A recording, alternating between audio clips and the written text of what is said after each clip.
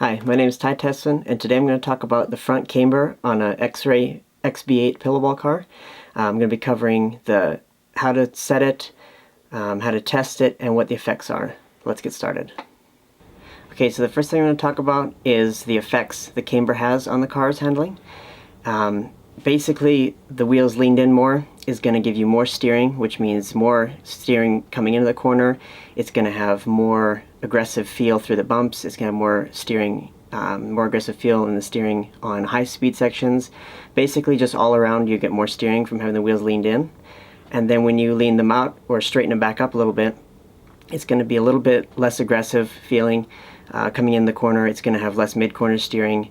Less steering when you hit a bump or when you're turning in a bump, and also less steering high speed. So next, I'm going to talk about how you can test it for yourself.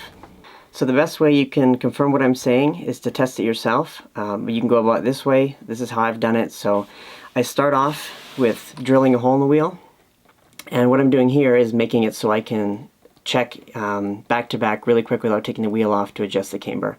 So I'll measure from the center point of the wheel out with the wheel off. I'll measure where the holes line up for the pillow balls, so I can make a hole here that will be able to reach both, because they're a little bit different upper and lower from the center. But if you make the hole big enough, you'll be able to reach from both. Then before I'll get on the track, I'm going to take all the shims out of the upper and lower. If you have some in there, take them out, and then screw the pillow balls all the way tight.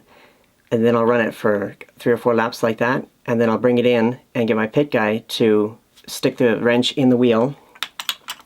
And this way you can change on the fly without doing a whole bunch of taking a whole bunch of time, and then possibly track conditions changing or something like that. So what I'll do, I like to do half a turn at a time, which is roughly 1/2 millimeter on the shimming, and then I'll look at a point on the wrench, like there's a flat spot here, and I'll use that to try to find a flat halfway point.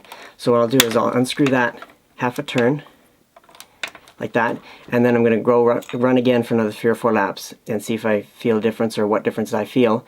And then I'm going to do it again, and I'm going to keep going to where it goes past what I like, and then go back to what I like. And then if you do like it both all the way tight, you can also unscrew the bottom one to give yourself even more camber.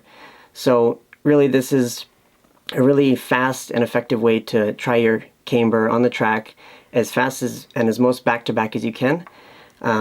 Once you get the camber you like, check it with the gauge. Remember that number, and then you can try to set, or you can put the right shimming in so that you can have the pillow balls tight and have that camber. So once you find the camber you like, I'm going to check it with the camber gauge. I like to use the Hoodie Professional camber gauge when I do it. I'm going to set the car on the board and then roll it forward. That way all the wheels kind of settle into where they're going to be on the track, and then I'll take the gauge and start it on the positive side so that it's leaning out, and then I'm going to set it on the table and then bring the top of it just to the top of the wheel. Just real easy, don't bump it too much, and then you see where it's at. Mine's right at 2 degrees. So remember that, and then you can fill in the gap wherever it may be on the upper or lower pillow ball with the shim, so you can make them tight. And let's say you like the camber with both of them tight. Sometimes, or I like to run my car as wide as I can, like as wide as Roar if more legal. So I might even add shims to the top and bottom just to get the right width, and then I'll make it to the camber of whatever I liked when I measured it after testing. So those are the steps I take to set and test my camber. A few things to take note of the camber is it makes a big difference in how the car handles.